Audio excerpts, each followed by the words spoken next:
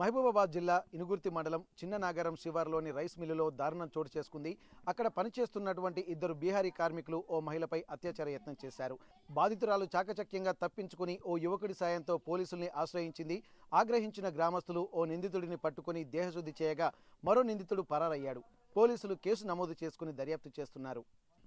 జనగామ జిల్లా station గన్పూర్లో BRS నేతలు MLA Kadiyam Srihari దిష్టిబొమ్మ దగ్ధం చేశారు. ఇటీవల జనగామ జిల్లా స్టేషన్ గన్పూర్లో ఏర్పాటు చేసిన సర్పంచ్ల సన్మాన సభలో ఎమ్మెల్యే కడియం శ్రీహరి మాజీ మంత్రి కేటీఆర్ పై చేసిన అనుచిత వ్యాఖ్యలకు మండలంలోని పలు గ్రామాల్లో బీఆర్ఎస్ నాయకులు కార్యకర్తలు ఎమ్మెల్యే కడియం శ్రీహరి దిష్టిబొమ్మను దగ్ధం చేశారు. ఫ్లెక్సీవార్ మరవక ముందే మరోసారి స్టేషన్ గన్పూర్లో రాజకీయం హాట్గా మారింది.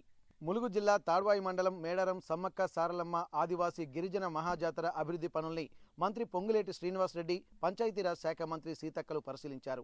మేడారం మహాజాతర వచ్చే నెల 28 నుండి 31 తేదీ వరకు జరగనున్న నేపథ్యంలో 251 కోట్ల రూపాయల నిధులతో చేపడుతున్న అభివృద్ధి పనుల్ని పరిశీలించారు. ఆలయ పునరుద్ధరణ పనులతో పాటు జాతరకు వచ్చే భక్తుల సౌకర్యార్థం అన్ని రకాల ఏర్పాట్లను పరిశీలించారు. మరో 15 రోజుల్లో అభివృద్ధి పనులను పూర్తి చేయాలని అధికారుల్ని ఆదేశించారు.